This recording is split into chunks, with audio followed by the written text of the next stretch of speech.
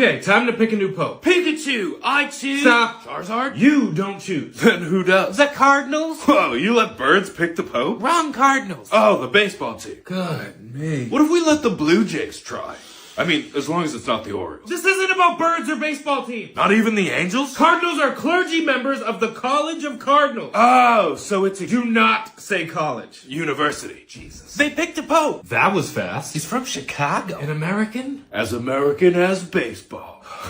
Let's all hope this pick is a home run. Get it? Because the baseball thing. This is the stupidest decade.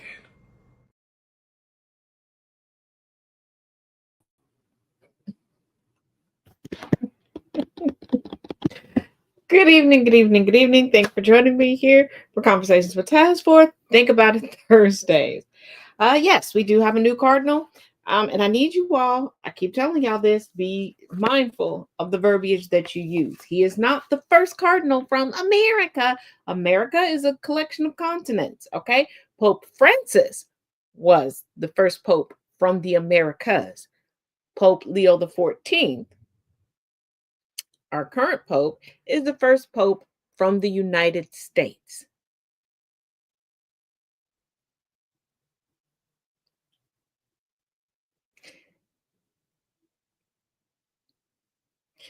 Yes, the current Roman Catholic pope, Pope Leo XIV, who took the name after Leo XIII, the father of Catholic social justice. Now, I know MAGA is losing their ever-loving shit over this. And it's you know,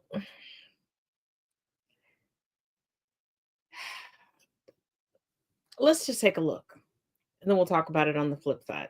Well, that was quick. MAGA is already furious about the selection of the new Pope, Cardinal Robert Francis Prevost of Chicago. He's now going by the name Pope Leo XIV. MAGA is freaking out, calling him by every name in the book, calling him a woke DEI lib, New World Order, you name it. They are calling him it. Let me show you some of the most deranged posts coming in right now. Laura Loomer was one of the first to weigh in, calling him a woke Marxist Pope. Loomer, one of Trump's biggest supporters, also wrote the following: "This is the new pope. His name is Robert Prevost. He's the first American pope. He is anti-Trump, anti-MAGA, pro-open borders, and a total Marxist like Pope Francis. Catholics don't have anything good to look forward to, just another Marxist puppet in the Vatican." Loomer's just been on a rampage. She also wrote the following: "The new pope once retweeted a post about how we need to keep praying for career criminal and drug addict George Floyd. The tweet said, 'May all hatred, violence, and prejudice be eradicated.' What prejudice? Is that another way to spell fentanyl? Overdosed Marxist Pope." Charlie Kirk weighed in as well, saying that Mr. Prevost, the new pope, was retweeting George Floyd propaganda. Sean Davis wrote the following: "The new pope seems to be anti-Trump and pro-open borders." Joey Manarino was in his feelings as well, writing, "Okay, this new pope is a liberal piece of shit. We are effed." But he wasn't done there. He too was on a Twitter rampage, writing, "Pope Leo XIV is not an American, he's a Democrat. Just read his Twitter feed." Man, is there anything that they don't complain about? Hey, remember to follow our account for more and add the Midas Touch podcast right now on Apple Podcasts and Spotify. We got new episodes out now.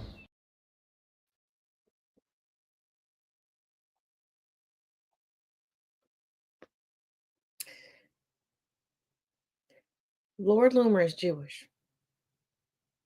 How do I know this? She won't let us forget it.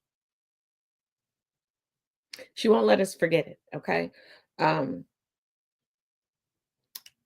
Also,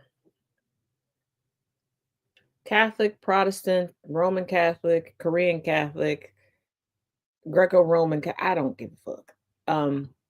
Y'all do realize there's no such thing as being conservative and Christian.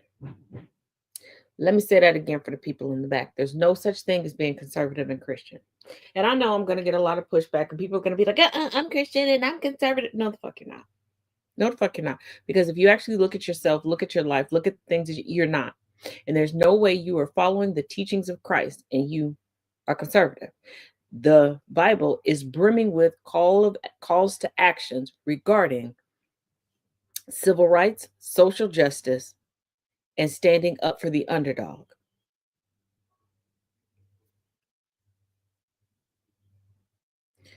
The Bible is progressive. Man tries to make it conservative.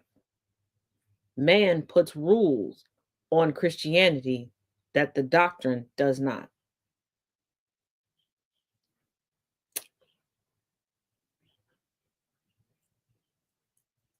Now, it's amazing that these people are screaming, oh, they're so woke. It's so woke. He's not an American. He's a Democrat. Blah, blah, blah, blah, blah.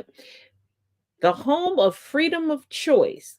But when people choose not like you, all of a sudden they're not of this country. They should leave. Do you want conformity like a dictatorship, or do you want rights and freedoms?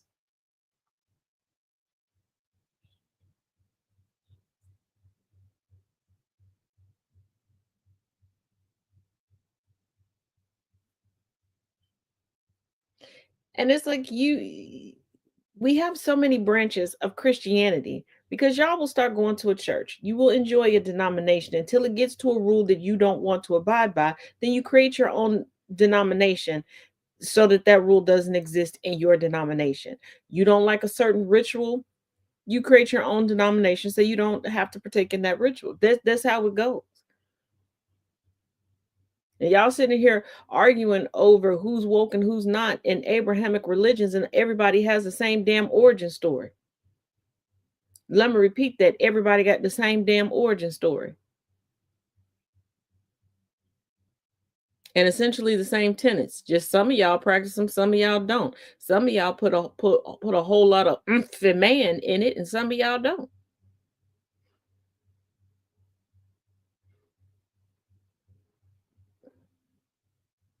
Y'all pissed off now, but y'all wasn't pissed off.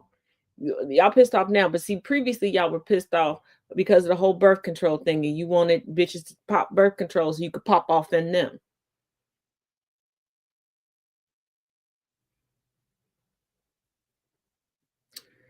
Y'all want to pop off about priests getting married until you started having crushes on priests.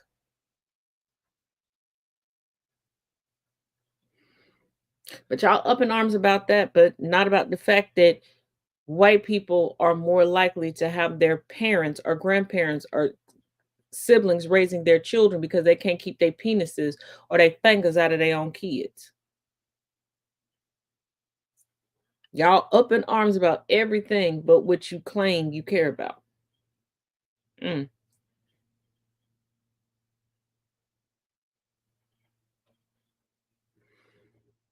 Mm.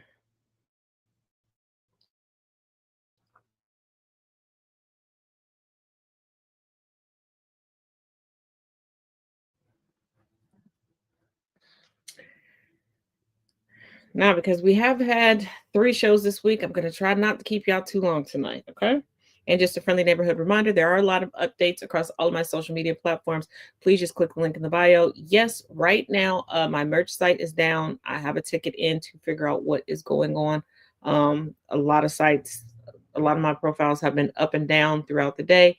It appears somebody has wild hair up their ass and is going like to the source to report me, not like reporting for CGVs, like legitimately reaching out and sending emails. So yeah. But hey Jay Thomas. Coming from The Independent, one of Alcatraz's last living inmates speaks out on Trump's plan to reopen prison. Charlie Hopkins, one of the last living to have served time in Alcatraz, San Francisco's notorious island prison, has dismissed President Donald Trump's order that the jail be reopened. I don't think he wants to reopen it. He's trying to draw attention to the crime rate, Hopkins, now in his 90s, told ABC7 New York. When I was on Alcatraz, a rat couldn't survive. I told y'all what Trump was drawing upon was movies, media, and stuff like that surrounding Alcatraz. Hopkins, a native of Jacksonville, Florida, who was hailed in his youth as a Golden Gloves boxer, was sentenced to 17 years behind bars in 1952 for his part in a robbery ring responsible for a string of carjackings. And I think that is the biggest urban legend surrounding Alcatraz because even Trump touted it. Like, oh, it housed the most dangerous, the scariest of the scary. Like, do y'all realize that there were petty thieves in Alcatraz also? Like, I know they hyped up a handful of notable names for the sake of movies and books and things like that. And even the people that you thought were violent and so scary, they weren't the ones carrying out the crimes. Like, y'all talk about mob bosses being so scary, you do realize mob bosses were the ones that gave the orders. They didn't do the killing. Now, are there some outliers? Absolutely. But like, this man was carjacking and ended up on Alcatraz. He served 11 years in jail, 3 of which were spent at Alcatraz, where he was known as inmate number 1186, before reforming and finding work as a carpet fitter and then as a hospital security guard. Later, only a white person, only a white person can go from being convicted for being in a burglary ring to then being a security guard.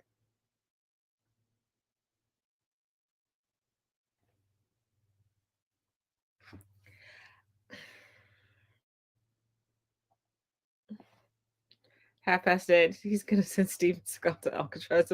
Pretty much.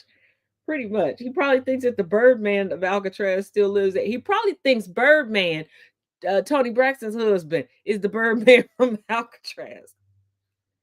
Later in life, Hopkins became a pen pal of the infamous Boston gangster James Whitey Bulger, another Alcatraz veteran, a story he shared in his memoir Hard Time 2019 and in the TV series Alcatraz: The Last Survivor 2020. Sir, you need your ass beat. Do you know how long we was looking for Whitey Bulger and you was his pen pal and you never said shit?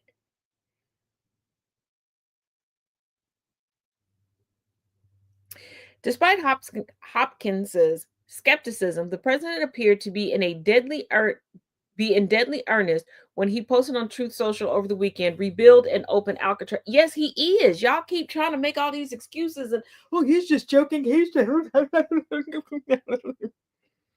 Every time he tells a joke, we end up further and further into the deep-rooted horror movie that is Twilight Zone US Edition 2025. Yeah, the man's nickname was what? I know.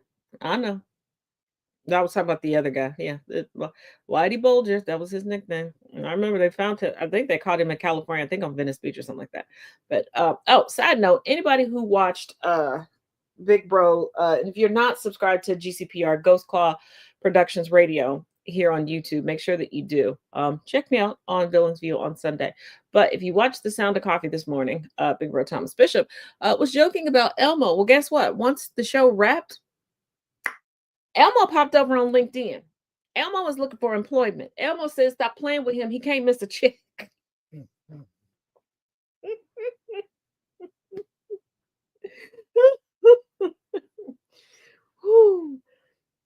More like Goosebumps afraid of the dark. Are you afraid of the goosebumps? It is combining everything, Jay. Everything. It really is.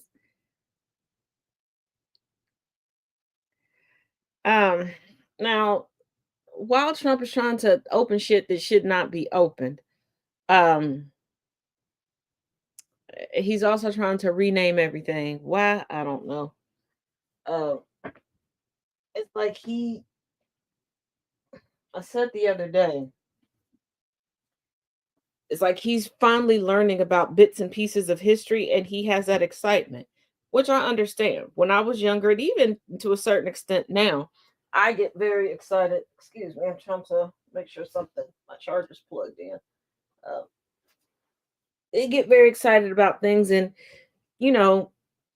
there are times, especially when you're a younger child, you kind of want to recreate things and you want to emulate that's what Trump is doing. He has a bucket list that he's trying to get out. But okay, I miss Elmo and I got beef with Rocco too because I'm tired of everybody treating Rocco like Rocco can do stuff. Rocco can't do nothing. Rocco. But from the archives of I wish I was joking, but I'm not. Trump to announce the US is changing the name of the Persian Gulf. This is coming from the AP. I had to triple check because I thought this was an Onion story. This is coming from the Associated Press. President Donald Trump plans to announce while on his trip to Saudi Arabia next week that the United States will now refer to Persian Gulf as the Arabian Gulf or the Gulf of Arabia, according to two U.S. officials.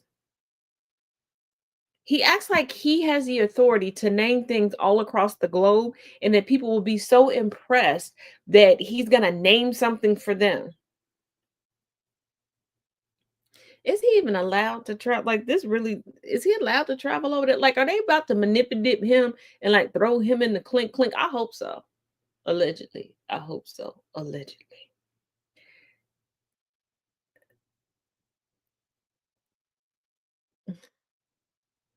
Yeah, he's trying to defund everything, but I'm like, are they?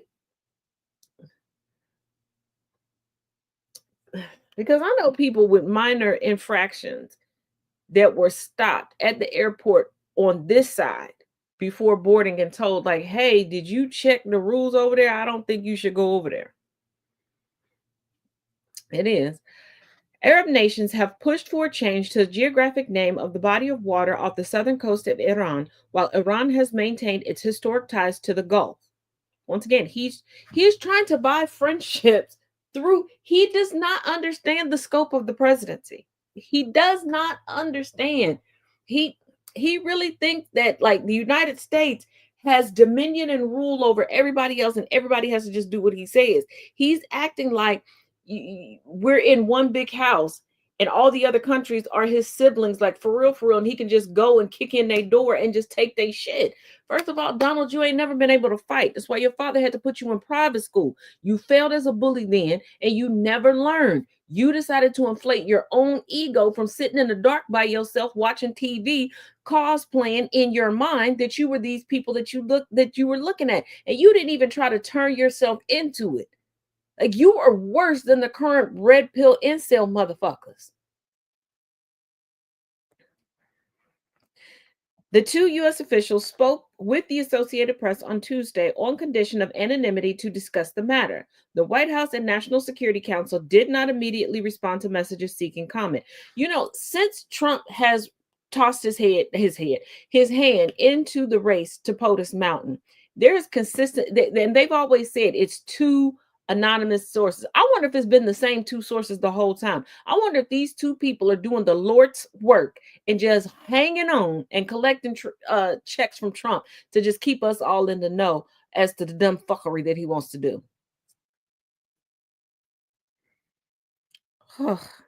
The Persian Gulf has been widely known by the name since the 16th century. Although usage of Gulf of Arabia or Arabian Gulf is dominant in many countries in the Middle East, the government of Iran, formerly Persia, threatened to sue Google in 2012 over the company's decision not to label the body of water at all on its maps. On Google Maps in the US, the body of water appears as Persian Gulf, and then in parentheses, Arabian Gulf. Apple Maps only says the Persian Gulf. If it's been named that since the 16th century and ain't nobody changed the name, why are y'all battling over this?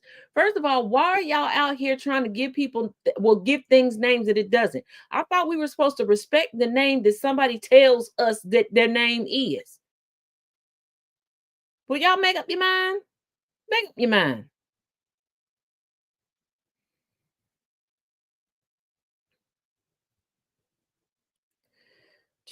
The U.S. military for years has unilaterally referred to the Persian Gulf as the Arabian Gulf in statements and images it releases. The name of the body of water has become an emotive issue for Iranians who embrace their country's long history as the Persian Empire. A spat developed in 2017 during Trump's first term when he used the name Arabian Gulf for the waterway. Iran's president at the time, Hassan Rouhani, suggested Trump needed to study geography. Here's the thing: you're teaching kids in school, as far as I know, all the students that I have, tutoring students, and they're learning that it's the Persian Gulf. Iran has control over it. It was named when the area was Persia. Call it the fucking Persian Gulf and leave it alone. I thought y'all said to respect the original names. Respect the names on the birth certificate. Persian Gulf is what's on its birth certificate. That's what its mama named it. I thought that's what we...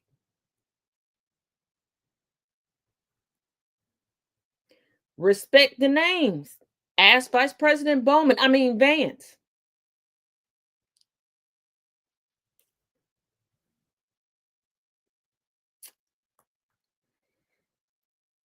Oh, we would all love to see Marjorie Taylor Greene's mugshot. Dead Heffernan. Dead Heffernan.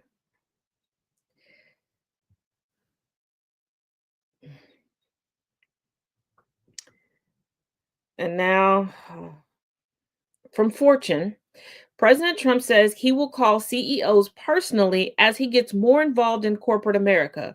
Wouldn't you want me to call? No, no, no. Okay. We did not like you involved in corporate America when that was your primary job. You're not good at it. Don't call us. Not to mention, you shouldn't be dipping and dabbling in the private sector. You ain't got shit to do with them people business. Leave everybody alone. How about you stop fucking with the economy that's fucking with all of us? President Donald Trump said in a Meet the Press interview Sunday that he would not hesitate to call CEOs that he doesn't agree with. Trump said he called Amazon executive chairman Jeff Bezos to complain about a report that said Amazon was set to break out tariff charges for products on its website. Sir, people are allowed to disagree with you. Let me repeat this. People are allowed to disagree with you. And before you MAGA fuck the tucks, come up here going, well, he can do that. He's the president. He's not a fucking dictator. And if you think that it's cute because you think that he won't do it to you, you still refuse to learn. So what happens when he decides to contact your boss and say, hey, everybody that's graying should not be working in your company. Get them the fuck out of here. And seeing how Trump has a long-standing history of telling women what plastic surgery to get, how to dye their hair, how to style their hair. How would you like it if he called the CEOs and said, hey, I'll give you a tax break if you make every woman be this size, this height, this hair color, and have this size booty and buttocks?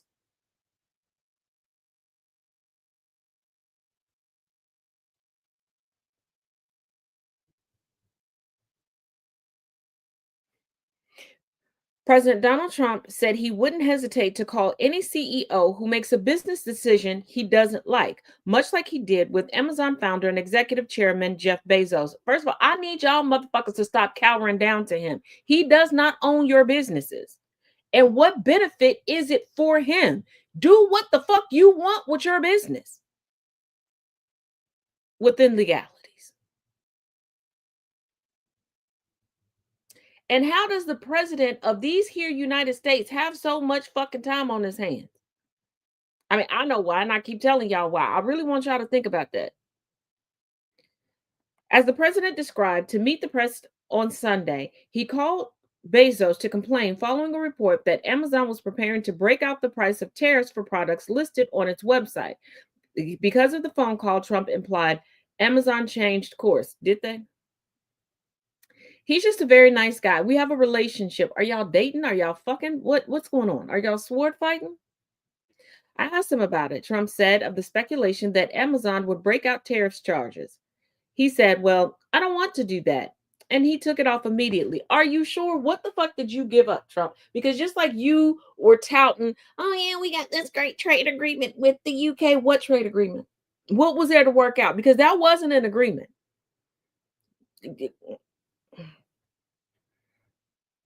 You got placated and played.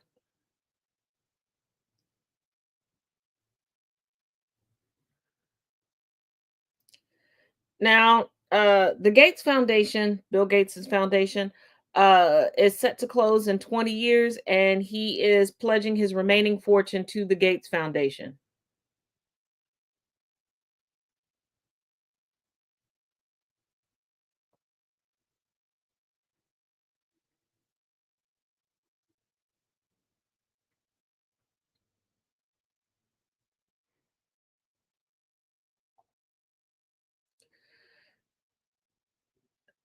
And what I mean by Trump keeps getting duped, this ain't the first time he's been duped. Take a look. Donald Trump got duped by the law firms that settled with him to avoid persecution by the DOJ because he didn't bother to read the fine print. Now, as you know, Donald Trump has been going after any law firm that had anything to do with the cases against him, January 6ers, or anything he didn't like. And many of those law firms settled with Donald Trump offering pro bono work. And while they did receive blowback for settling, it turns out they knew what they were doing. Because Donald Trump has insisted that he can use these law firms and that pro bono work for anything he wants. Whoever he wants them to defend or work for, they have to do it, whether it's coal leasing or whether it's tariffs. But the law firms have pushed back and said absolutely not, saying that they maintain complete independence as to the clients and matters the firm takes on, whether in pro bono or commercial engagements. The agreement does not dictate or restrict what pro bono matters we will take on moving forward. Yeah, Mr. Art of the Deal got duped while making a deal. In fact, one law firm said they'll only take on issues that defend veterans, fairness in our justice system, or anti-Semitism. Well done, Donald.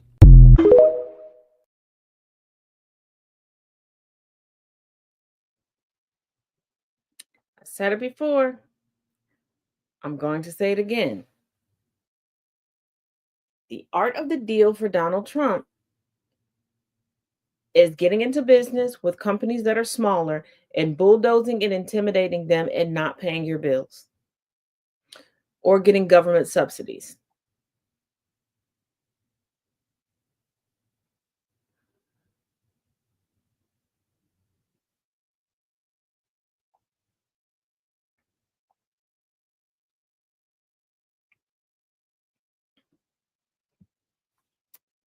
But not only is he getting duped, he's getting progressively more called out. Coming from HuffPost, conservative legal icon calls out Trump's most important words ever from a president. Conservative former judge J. Michael Ludick on Monday sounded the alarm over Donald Trump's recent remark that he doesn't know if he's obligated to uphold the U.S. Constitution, calling it perhaps the most important words ever spoken by a president of the United States. Ludick, a longtime critic of Trump's anti-democratic rhetoric, told MSNBC's Nicole Wallace the president always says what's on his mind with almost perfect clarity of what is on his mind. Now, sometimes what's on his mind is confusing, but the words that he chooses are perfectly clear as to his confusion. He continued, the temptation here is to dismiss the president's words as just another gaffe, of which he makes many. But I don't think that we should do that. I'm quite confident that the president was saying what is on his mind, and that is that he, the president of the United States, doesn't necessarily believe that he is obligated to uphold the Constitution of the United States as it is interpreted by the Supreme Court. Ludick characterized Trump's statement as a form of constitutional denialism, the school of thought that argues the Constitution doesn't mean what the Supreme Court interprets it to be. What Trump believes about his obligation to uphold the Constitution is one of, if not the single most important issue of our times, Ludick continued. And he's abso-freaking-lutely right. He's absolutely right. And this is why I say, stop taking what he says as a joke. Stop laughing it off like, oh, no. Trump is not your crazy uncle that stays in the back room at Big Mama house, where Big Mama and Papa can keep an eye on him, and the rest of the family knows, when to take shifts to give Big Mama a break. No, this man is in charge of our country. You have to start taking him seriously. Every time he makes a joke, we get further and further down this rabbit hole of the United States upside down. But take a look for yourself. Don't you need to uphold the Constitution of the United States as president? I don't know. I have to. The presidential oath of office. I do solemnly swear or affirm that I will faithfully execute the office of President of the United States at will to the best of my ability, preserve, protect, and defend the Constitution of the United States.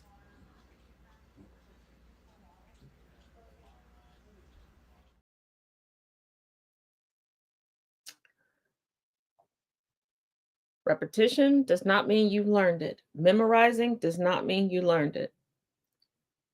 Before somebody comes in and goes, I memorized my way through school, and this is why you don't know the vast majority of the things that you're supposed to. I want you to think how many times you've thought this, or how many times you've come across somebody on or offline going, I was today years old when I realized the lyrics to this song meant. I was today years old when I realized this line from this movie meant. But you know the lyrics and you know the lines of the movie. You memorized it. You didn't learn it. You didn't discern it.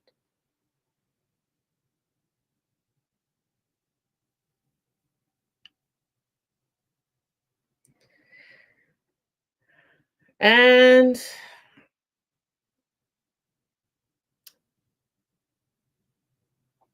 before we get to that, let's get to this last article on Trump. Coming from Athlon Sports. Yes. Athlon Sports. Not a mistake. Trump turns heads with announcement to lead College Sports Commission. Y'all still think that I'm grasping at straws and I'm reaching when I said that this man is going to check everything he possibly can off his bucket list? He's afraid of death and prison. He is going to try to live his best life and check as much off his bucket list before it's all said and done. As the Grim Reaper keeps trying to chase him down, and accountability is running laps around him. So, Nick Saban, the most decorated coach in college football history, is trading playbooks for policy as he steps into a new role, leading a presidential commission on college sports. Announced this week, Saban will co-chair the commission alongside Texas businessman and NIL collector founder Cody Campbell, reported by Pete Nakas. The initiative, backed by former President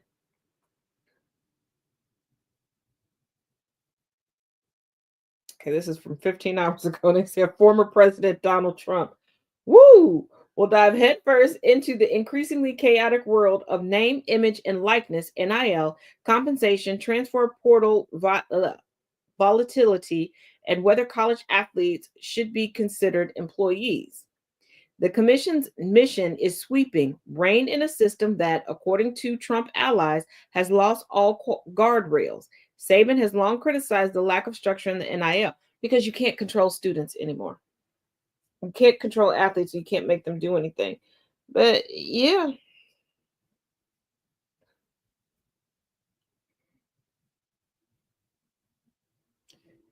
Trump wants to be a hero to everyone he considers manly. And a lot of people were wondering why he was placating so much to the manosphere.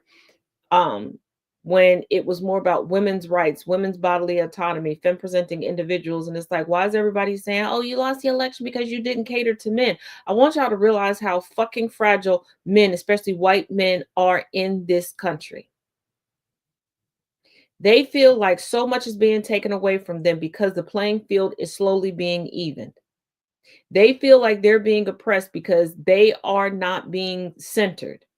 And the rest of us have to suffer because they keep being told that they need to be centered. We cannot move towards equity if we keep going back and centering fuck-twaddle white men. Because everybody else wants to clamor. And yes, there are outliers. If you ain't a hit dog, shut the fuck up. And you have all these other men that are clamoring to emulate what they believe white madness is.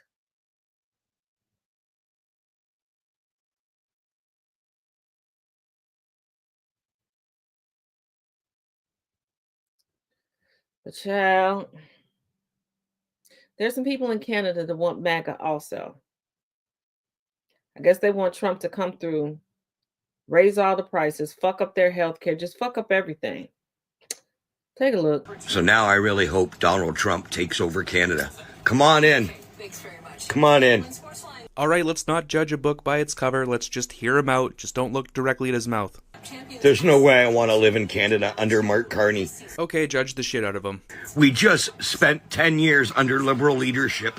God damn, my guy. Is it just me or did Smeagol start eating candied butter sticks? Your teeth look like the windows on a haunted house. Like, what did you have for breakfast? Firecrackers? It just cost us billions of dollars to have a fucking election. Filthy liberals, they stole it from us. My precious. Oh, at least he's calm, though. Hey, fair warning on this next part. You're in the splash zone. Just to keep the same party in after we threw them out?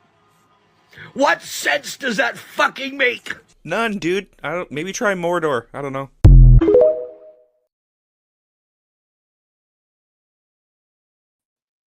Did you throw him out though? Did you? People kill me getting pissed off being under liberal control as their lives were better. I will never understand people wanting to lie and put themselves out of betterment so that their party and their ideology can be at the top of the food chain so that they can suffer. I guess. But Piers Morgan is going through some rebranding. Or is he? I guess his racism is just reserved for Meghan Markle. But take a look at this. Have upset feelings. Free speech? Free speech, freedom of expression. Really? And yet, how odd? Because, Mr. Wells, unless I'm mistaken, you have now removed the ability to comment and removed all the comments on this particular donation site, haven't you? Where's the free speech rights of those people who commented? Or are you just a hypocrite? No, well, recognize what free speech is. Free speech is a prohibition against the government enacting laws to prohibit your speech. You literally just made a speech talking about freedom of expression and free speech, but you have removed all the comments from here. Why are you suppressing and censoring people's right to free speech to comment on these sites? We have, as a private business, the right to operate our business the way that we want to operate our business. You have the right to suppress free speech. I don't dispute it. I'm just curious why you pretend to be this great defender of free speech when you're literally doing the opposite. No, what we saw very clearly in this situation was a campaign for Carmelo Anthony, and on the back of it, a campaign for Shiloh, and they were competing off of each other, and they were in a cycle of vitriolic tornado of sorts, and we said we need to put some calming effect on this by removing the back and forth element that's going on in this particular situation. It wouldn't necessarily have happened if these campaigns were completely independent, months, years apart from each other. As a Christian,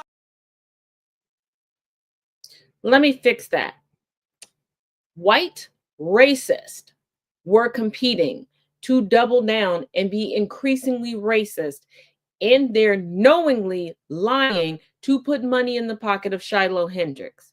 Because if it was just a going back and forth and they just wanted to stick it to black people, they would have put the money into the campaign for the Metcalf family, and they didn't. You want to know more about that? Links in my bio. Got a blog up about it. But that's what it was. It wasn't like, oh, black people are good. No.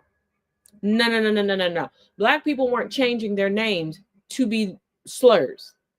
Black people weren't donating $1,488 to campaigns. If you know, you know about the $1,488.